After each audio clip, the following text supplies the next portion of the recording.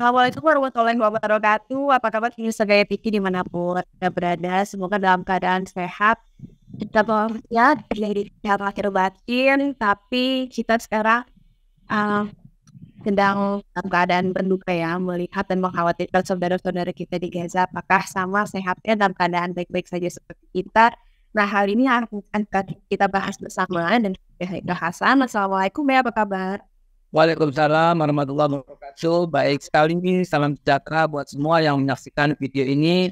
Gaya TV dimanapun Anda berada. Iya, babenya gimana? Sehat ya, Bea? Saya sehat walafiat, cuman perasaan sedih karena mohon maaf, dari dalam Islam satu nyawa terbunuh itu sama kita berduka dengan seluruh nyawa yang hilang. Dan ketika nyawa terbunuh itu kita tidak lagi membedakan apapun, artinya Tuhan yang Maha Kuasa itu menghargai semua nyawa dan tidak terpantasnya manusia mencabut nyawa siapapun gitu ya, karena itu betul-betul hak Tuhan ya. Dan siapapun yang sedang wafat tentu kita berduka, tidak layaklah ya perangan di hari gini. Yang ada justru adalah kasih sayang dan rahmatan lil alamin. Ya betul. Kalau kita lihat berita beberapa waktu ini memang konflik Palestina Israel ini kembali memanas ya, Bea. Ya. Memang itu oleh serangan Hamas Palestina terhadap Israel pada tanggal 7 Oktober kemarin. Tapi ini sebagai luapan protes lah ya terhadap berbagai tekanan dan juga serangan yang memang sudah dilakukan Israel terhadap Palestina sejak 1948. Data yang kami himpun hingga 16 Oktober 2023, korban dari konflik Palestina Israel ini dikabarkan telah mencapai 2.300 korban jiwa dan 1.900 korban luka-luka di kedua belah. Apa respon dan seruan dari Babe? Ya, jadi banyak orang mengkaitkan dengan masa lalu, banyak orang mengkaitkan dengan siapa yang lebih dulu, banyak orang mengkaitkan dengan penindasan dan sebagainya. Sebenarnya kita harus berada pada fairness, keadilan yang merata, bahwa kalau kita melihat sejarah dahulu hidupnya mereka tentram. Yahudi, Nasrani, Islam berada dalam satu state yang aman, tentram, ya, yang nggak ada masalah sama sekali.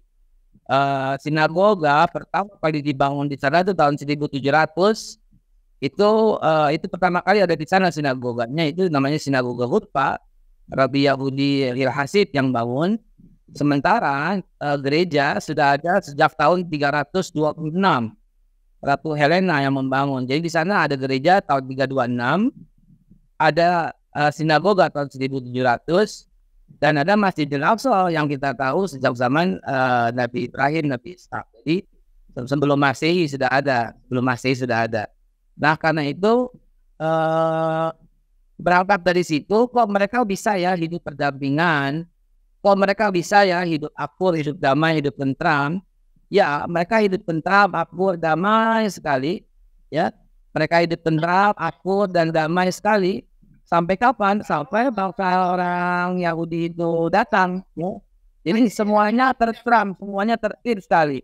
Dan di sana suasananya bertetangga dengan Yahudi, bertetangga dengan Nasrani itu kagak ada masalah. Jadi kompak sekali kehidupannya. Sampai kapan? Justru ketentraman ini terganggu ketika Zionis datang. Perlu diketahui juga orang Yahudi di sana itu tidak kompak loh dengan Zionisnya. Jadi orang Yahudi di sana tuh baik-baik saja, ya, dengan orang Kristen, dengan orang Islam itu kompak-kompak saja. Dan yang kita kritisi itu adalah Zionis itu mengambil paksa tanah mereka. Zionis. Jadi orang Yahudi sendiri di sana tidak mau disebut Zionis. We are different, kata dia gitu. We want peace. We get back to the Palestinian land.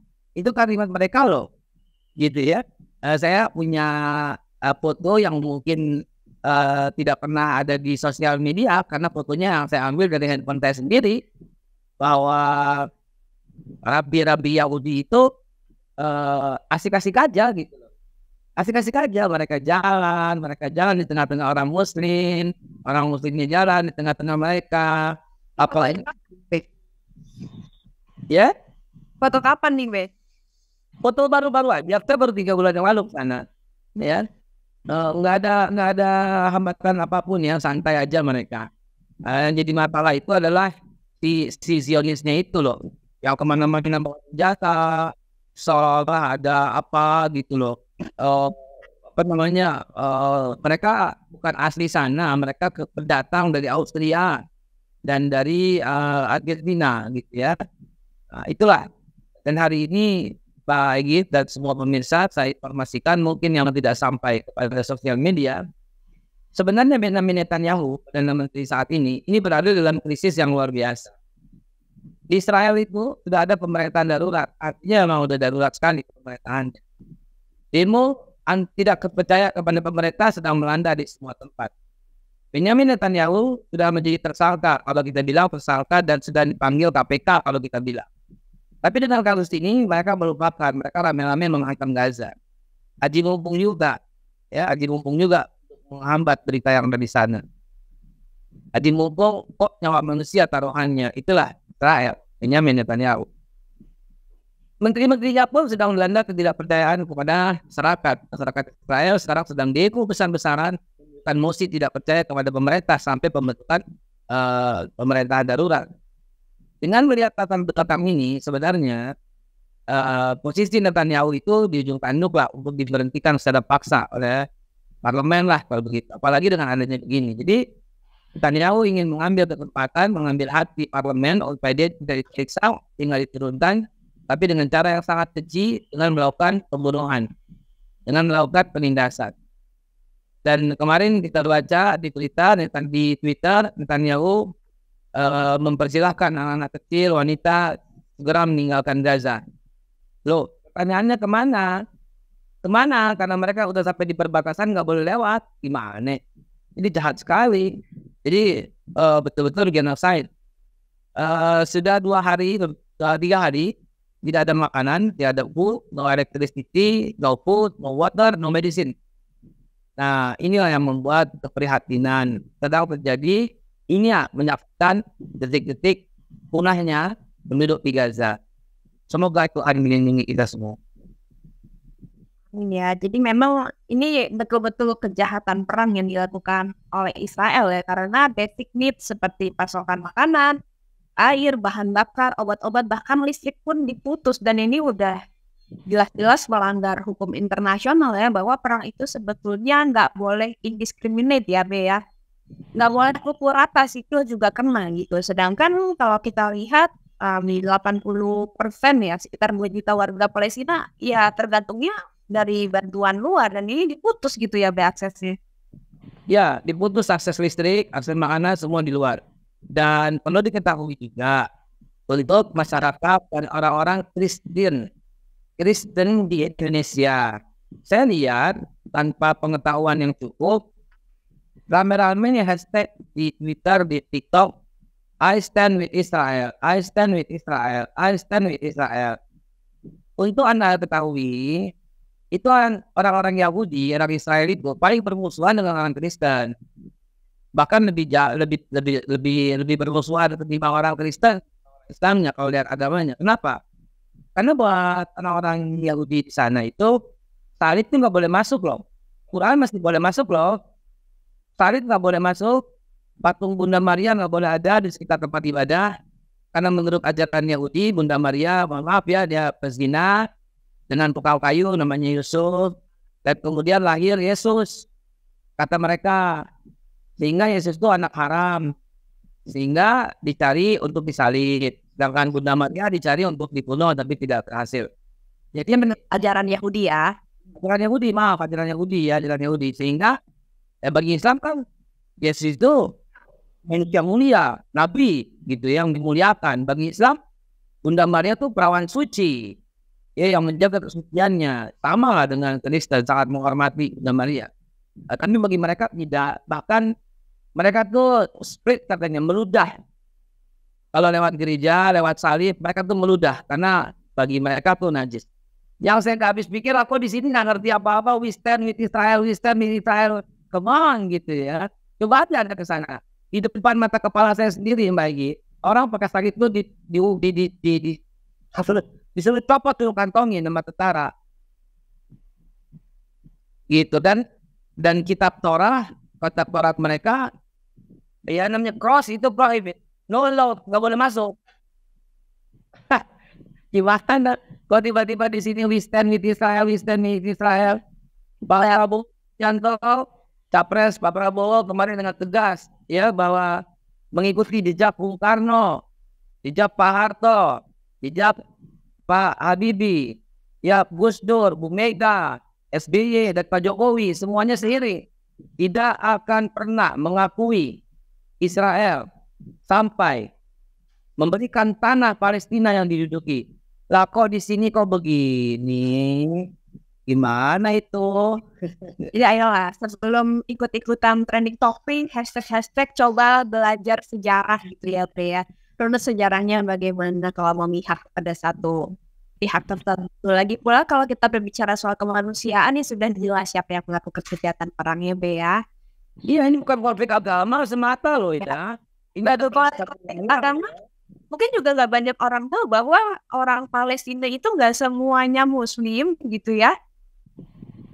Kita bisa menceritakan apalagi di kota Bethlehem itu mayoritas Kristen loh, di kota Jericho. Aduh, baik saya tuh maaf ya, ini kalau ada orang yang protes pada saya minta maaf yang sebesar-besarnya. Saya orang Indonesia asli ya, saya orang Betawi Tanah Abang ya.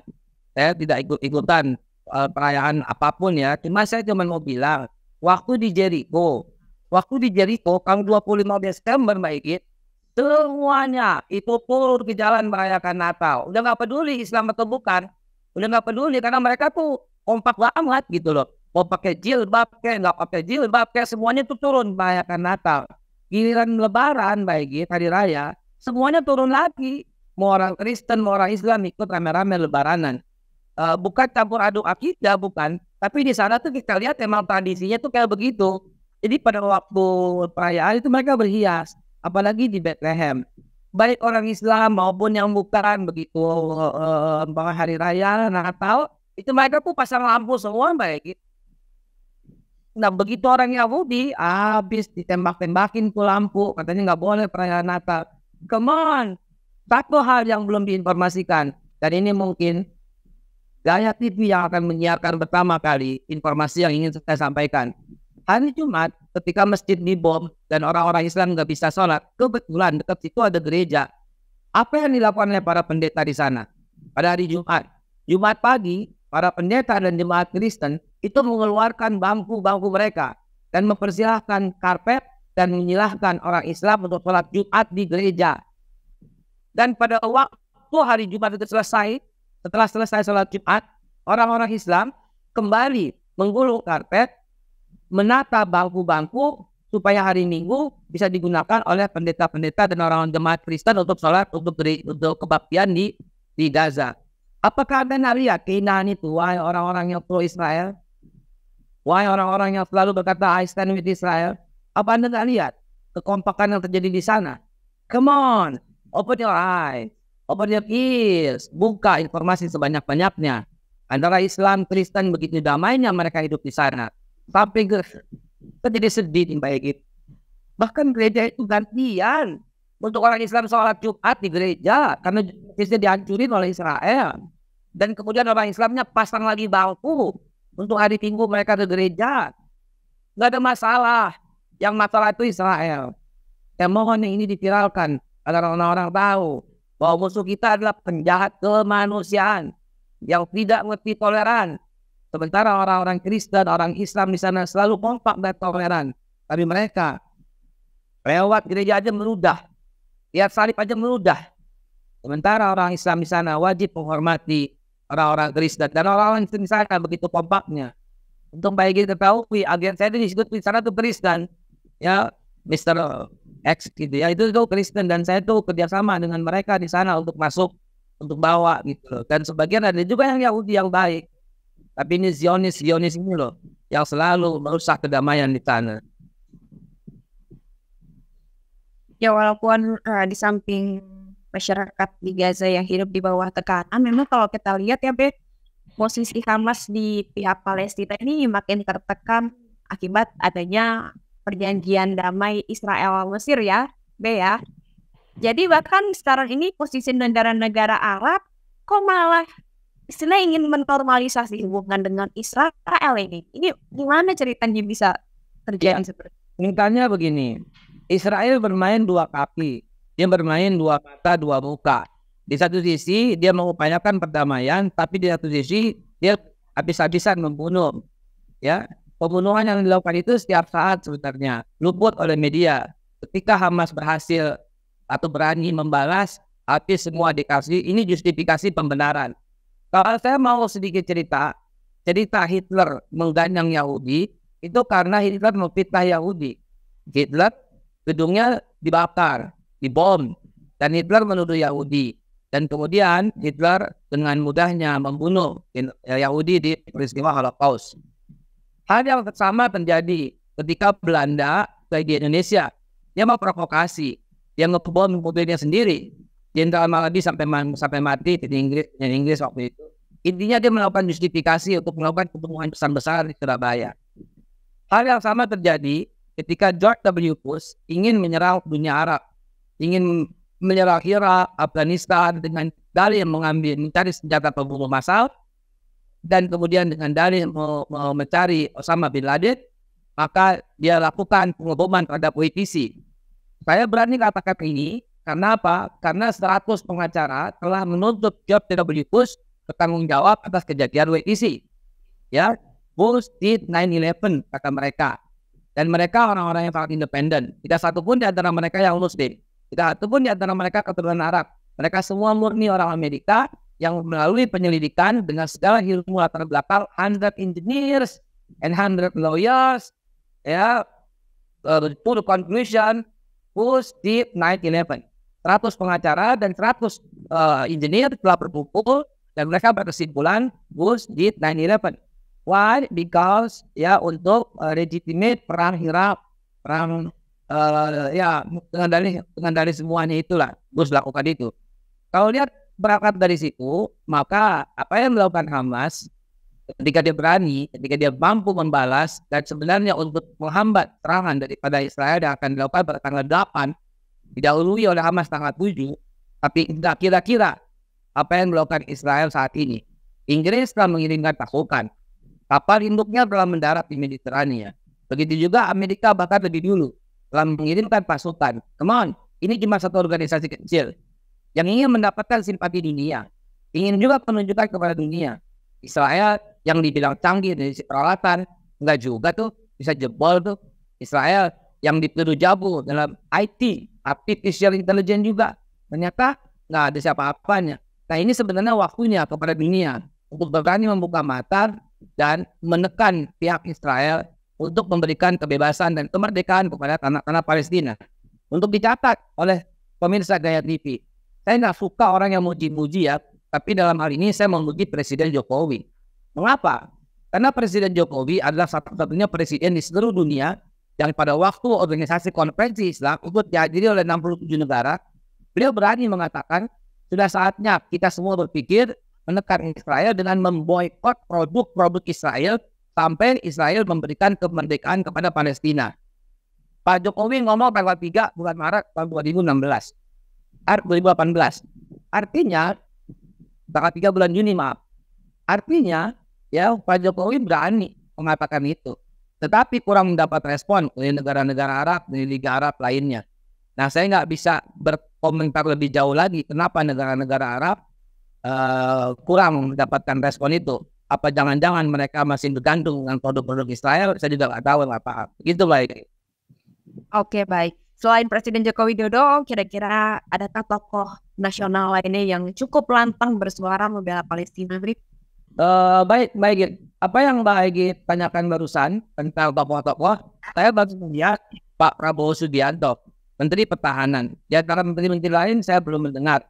Saya justru menunggu misalnya Menteri Perdagangan dengan berkata kita sedang memikirkan tidak lagi menerima barang-barang dari Israel misalnya, atau dengan Menteri Kominfo misalnya kita tidak lagi menggunakan produk-produk berbasis Israel misalnya. Tapi yang baru kita dengar itu adalah Pak Prabowo. Pak Prabowo Subianto tegak lurus pada konstitusi. ya tegak lurus pada konstitusi bahwa selama pemerintahan Israel tidak mau memberikan kemerdekaan kepada Palestina, di saat itu juga kita nggak mau mengakui itu. Dan sampai sekarang kita juga tidak pernah membuka hubungan diplomatik dengan mereka. Adapun banyak kuasa yang main mata dengan menghadirkan, yang saya tahu tuh jeruk ya. Saya lihat di beberapa supermarket itu kodenya logo itu Made in Israel, itu bukan disalahkan oleh pemerintah, tapi itu antara swasta dengan swasta. Tapi intinya adalah saya baru lihat tokoh Pak Prabowo Subianto yang tegak lurus kepada konstitusi, yaitu seperti yang dikatakan Bung Karno, selama pemerintah Israel tidak memberikan tanah kepada Palestina, saat itu kita tidak akan pernah mau mengakui adanya negara Israel dan tidak akan mau membuka hubungan diplomatik dengan Israel, begitu. Dan Menhan juga yang kalau nggak salah kemarin itu membuat batas ya, lebih Palestina Israel begitu ini berkecamuk. Waktu itu Menhan juga kalau nggak salah pernah ketemu sama kepala kepolisian sipil Palestina ya, Bea? Betul. Dan 4-5 bulan yang lalu, Menhan menerima Perdana Menteri Palestina yang bertemu di Ramallah, itu di kantor Kementerian Pertahanan. Di sana kebetulan saya hadir, Mbak Igi. Apa persaudaraan ini terjalin dan langsung ya membuka peluang untuk program beasiswa bila anak-anak di Palestina ingin sekolah, ingin kuliah di Universitas Menhan, itu bisa menampung mereka semua untuk dididik, dilatih ya sebagai sarjana-sarjana yang hebat agar kembali ke negaranya menjadi orang-orang pintar. Nah, Menhan membuka peluang untuk itu. Artinya Menhan yang sebetulnya mengurusi pertahanan keamanan ternyata mengurusi sampai pendidikan, tidak pertengahan. Jadi mau kerjasama di bidang kerjasama di bidang pendidikan ya, maksudnya teknologi pangan untuk anak-anak mahasiswa yang mau kuliah di sini itu digratiskan. Anak-anak Palestina yang mau kuliah di Indonesia digratiskan dengan masuk ke pertahanan tinggi. Luar biasa. Dan begitu kan mereka bisa menimba ilmu dan kembali membangun komunitasnya ya, untuk kembali di sana dengan ilmu-ilmu yang sudah diemban di Indonesia. Tadi kalau perlawanan dengan ilmu pengetahuan. Satu, mohon maaf, keterbelakangan yang membuat bodoh sehingga tidak bisa membangun negerinya. Kuliah di sana sangat mahal di Hebrew itu sangat mahal. Saya membantu 2 orang, mohon maaf ya, bukan dia, mohon maaf sekali. Saya membantu 2 orang sampai selesai dan dia sudah lulus sarjana hukum dari Hebrew University. Ya, saya cuma bisa bantu 2 orang, tapi ada yang saya lihat itu punya kontribusi yang cukup lumayan. Karena apa? Karena anak-anak di sana tuh nggak bisa kuliah karena sangat mahalnya kuliah di sana. Dan universitas yang dinaungi oleh Pak Menhan yang sangat hebat, sangat mumpuni. Saya dengar baru saja membuka 3 fakultas lagi. Itu buat orang-orang sana sangat terbuka. Jadi Pak Menhan sangat concern dengan pendidikan anak-anak Palestina untuk digratiskan kuliah di sini begitu. Luar biasa. Dan kalau kita bicara soal konflik Palestina Israel ini kan tentunya kita harus berbicara juga deh, apakah dunia internasional, apakah PBB menurut kami sudah cukup tegas gitu bertindak? Baik, PBB sudah mengeluarkan 38 resolusi. Dari sisi dokumen kita melihat ya PBB tegas banget kepada Israel. Cuman ini kan kurang ajarnya itu 38 itu gak digubris. Sama sekali gak digubris. PBB minta hentikan pembangunan, dia terus duk. PBB minta hentikan pembangunan tembok, dia terus duk. PBB minta hentikan genocide untuk penyetop, mereka terus duk. Gak satu pun yang digubris. 38 resolusi bahkan. Gak satu pun yang digubris. Terus apakah PBB main mata? Ya mungkin iya, mungkin tidak. Bukankah PBB ada pasukan perdamaian? Turunin dong. Jangan diam aja. Gitu. Sebagaimana PBB pernah menurunkan pasukan perdamaian di Bosnia Herzegovina. PBB menurunkan perdamaian di Vietnam. PBB menurunkan di Kongo. PBB banyak menurunkan di mana-mana. Kenapa pasukan keamanan PBB tidak turun di sini? Waktu Pak Bega Salih udah ada, Be? UN Troops itu. Ada banyak mobil-mobil UN, ada banyak gitu loh. Nah, cuman saya lihat kok mereka akrab-akraban saja tuh duduknya bersama tentara-tentara Israel. Saya mau datengin mereka mau foto-foto malah aneh juga kayaknya. Ya, mau selamat, mau ngobrol aneh juga. Ya, kenapa? Karena pasukan PBB kumpul-kumpulnya sama pasukan Israel itu di sana gitu ya. Dan sementara orang-orang Palestinanya tidak ada pakai senjata satupun, hanya berseragam biru, yaitu seragam polisi dengan cuma bawa pentungan. Kemana hari ini pentungan sama senjata brand? Gimana sih ceritanya? Gitu loh. Iya, kalau ngomong-ngomong di PBB juga selama di Dewan Keamanan ada hak veto, kayaknya agak sulit ya untuk mencapai kesepakatan ini. Ya, belum lagi lobby-lobby Yahudi yang sudah menjadi rahasia umum. Tapi Indonesia kan kita baru kepilih lagi ya jadi Dewan HAM PBB ya, periode 2 tahun mendatang. Nah, ini kira-kira Indonesia harus bagaimana nih memanfaatkan? Bu Retno hebat, mantap. Ya, Bu Retno itu keren. Apa namanya, kewibawaannya dalam membela Palestina itu di sana tuh keren banget. Saya ngikutin soalnya, kalau enggak pasti saya berkritik.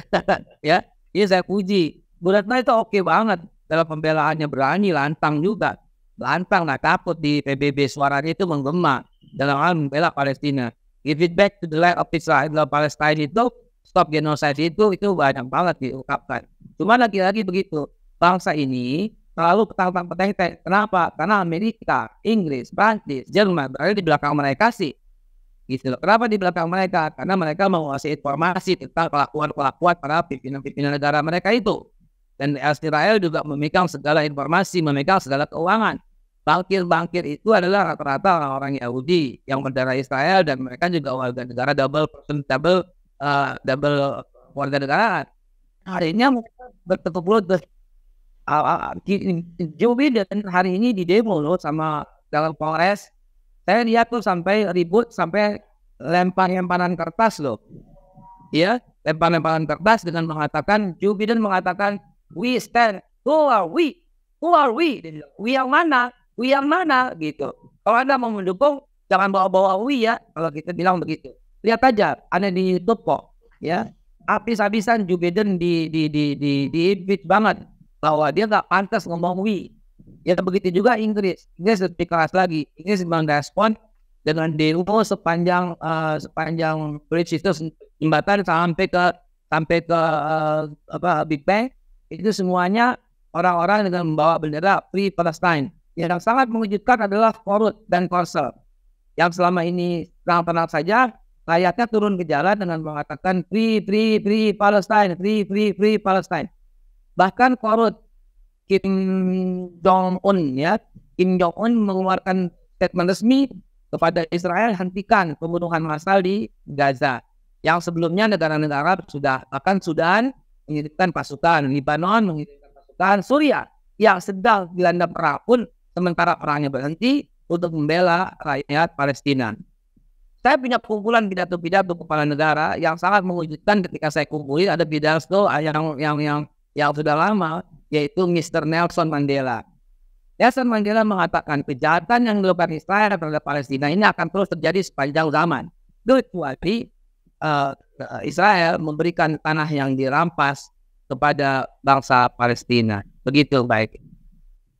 Nanti kita putarkan juga ya kutipan pidato beberapa pemimpin dunia, gitu ya. Oke, boleh diputar. Ini saya putarkan dulu videonya, silakan dinikmati.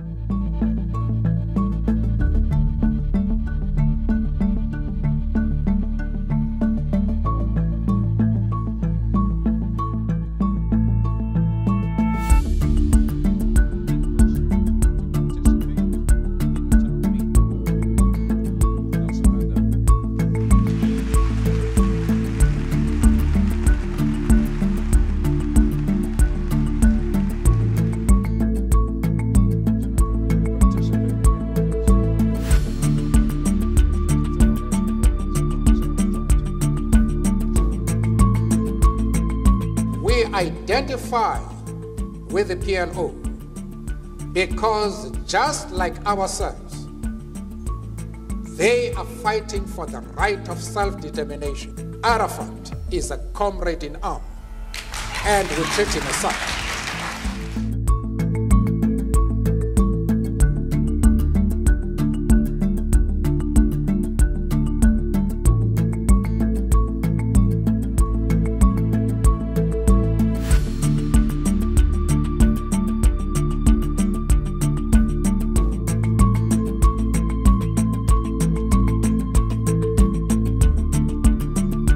Terima kasih Mbak untuk insight dan juga pencerahannya betapa begitu rumit dan juga betapa urgentnya untuk kita membela kemerdekaan Palestina, membela hak-hak manusia yang ada di sana. Semoga dunia internasional juga bisa benar-benar turut memberikan perhatian ya tanpa melibatkan kepentingan lainnya hingga konflik Palestina-Israel ini bisa menemui titik terang dan tidak lagi mengorbankan berjuta-juta nyawa warga sipil. Terima kasih Bapak Haikal Hasan sudah hadir secara virtual ya bersama kami. Salam sehat selalu dan salam GTV untuk persatuan, kesatuan dan kedaulatan. Terima kasih.